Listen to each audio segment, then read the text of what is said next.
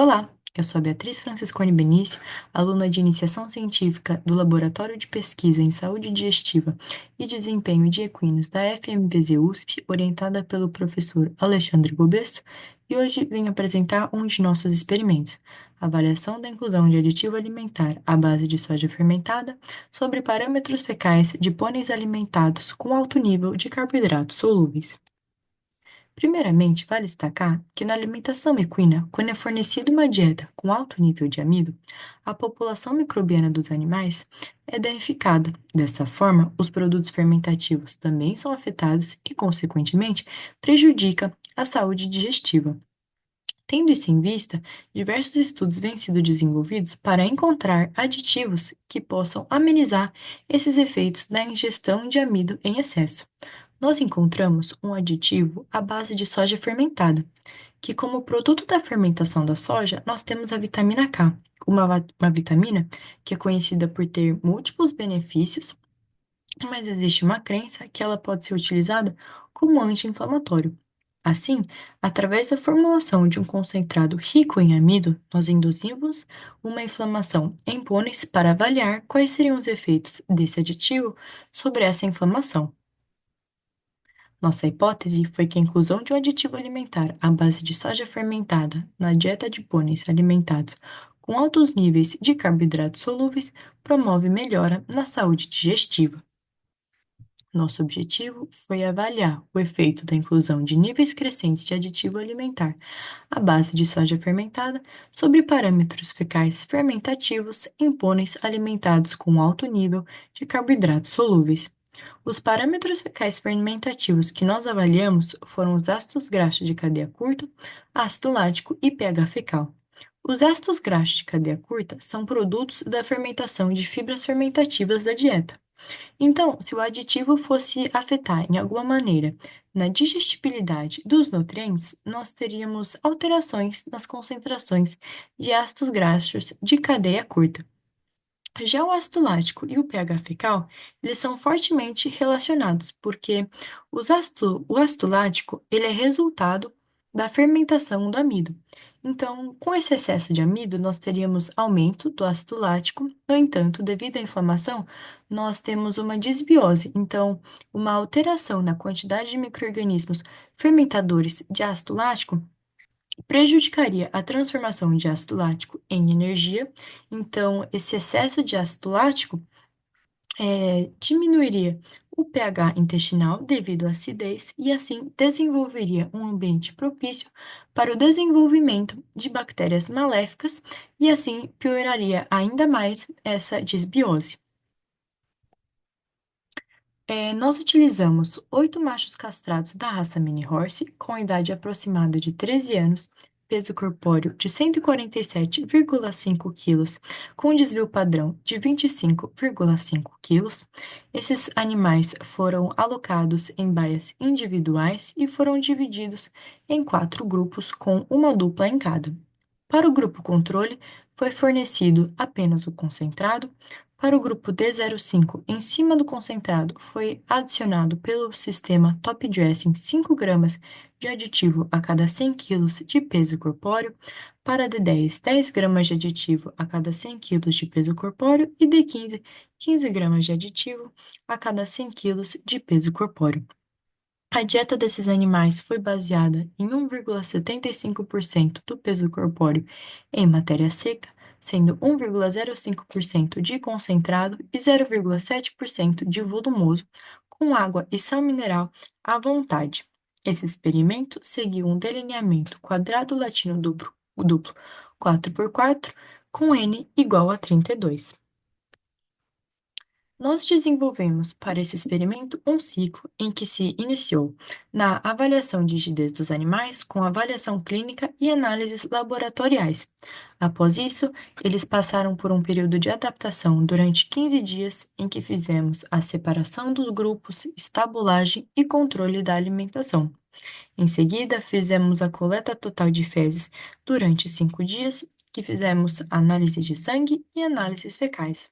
Por fim, eles passaram por washout durante 15 dias em que foram soltos em piquetes e se alimentaram apenas de feno.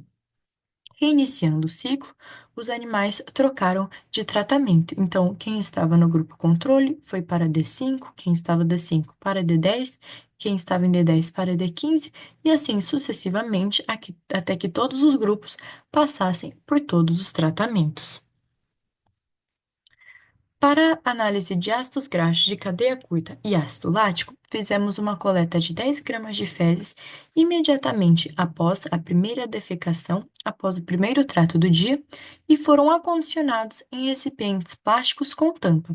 Essas amostras foram diluídas em 20 ml de água destilada e, após a homogeneização, esse material foi coado e 4 ml do conteúdo foram transferidos para um tubo Vacutainer BD sem anticoagulante e com 1 ml de ácido fórmico PA grau HPLC de 98 a 100%.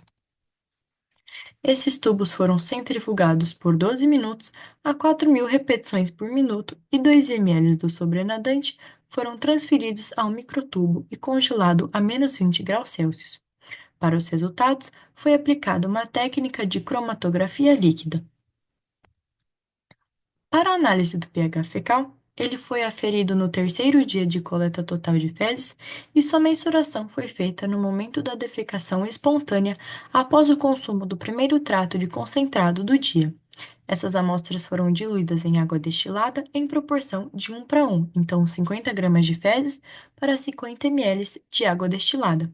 A mistura foi homogeneizada e coada e foi inserida um eletrodo de pHmetro para a leitura do pH. Para análise estatística, os dados foram submetidos à análise de variância por meio do ProcMixed Statistical Analysis System, o SAS versão 9.0.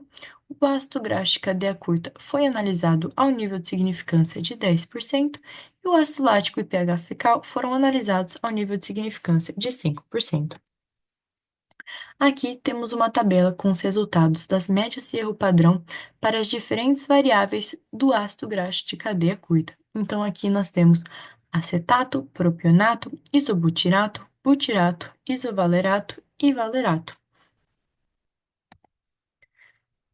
Para o acetato, podemos observar uma redução nos grupos D05 e D10 em comparação ao grupo controle, uma vez que o grupo controle apresentou 36,67, o D5 29,66 e D10 30,30. Para o butirato, também apresentou redução em D5 e D10, com 2,89 no grupo controle, 2,06 em D5 e 1,93 em D10, e para D15 apresentou similaridade com o grupo controle, com 2,88. Aqui, uma tabela com os resultados das médias e erro padrão para o ácido lático fecal nos diferentes tratamentos e que podemos observar que não houve alterações para as diferentes quantidades do aditivo. E por fim, uma tabela com as médias e erro padrão do pH das fezes, que também não observamos alterações significativas nos respectivos tratamentos. Levantamos para discussão que o pH fecal e ácido lático não apresentaram diferenças significativas e houve diferença na concentração apenas dos ácidos graxos de cadeia curta. E possíveis motivos para os quais houve essa ausência de efeito no pH e no ácido lático foram a duração do período experimental. Então, talvez se nós tivéssemos aplicado o aditivo por mais tempo, talvez teríamos maior efeito, ou se não, a concentração do aditivo não foi suficiente para que pudesse haver alterações nas variáveis, ou a formulação do concentrado não foi compatível para que pudesse modificar o pH fecal e o ácido lático. Portanto, nossa conclusão foi que a inclusão da soja fermentada pode afetar os parâmetros fermentativos fecais em equinos alimentados com dietas ricas em carboidratos solúveis, uma vez que houve diferença nas concentrações de ácidos graxos de cadeia curta. Muito obrigada pela sua atenção.